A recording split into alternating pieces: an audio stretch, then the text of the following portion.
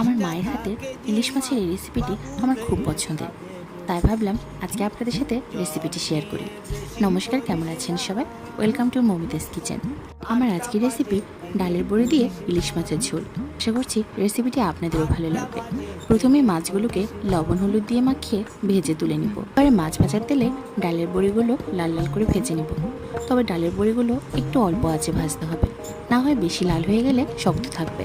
এবারে ফোড়নে দিব কালো জিরে। কালো জিরেটাকে নেড়ে ছেড়ে দিয়ে দিব জিরে বাটা। একটু নেড়ে দিয়ে দিব পরিমাণ মতো জল। এবারে লবণ হলুদ আর মরিচ দিয়ে মশলাটাকে ভালোভাবে কষিয়ে দিয়ে দিব কাঁচামরিচ। তেল ছেড়ে এলেই আবারও পরিমাণ মতো জল দিয়ে ভেজে রাখা মাছগুলো দিয়ে দিব।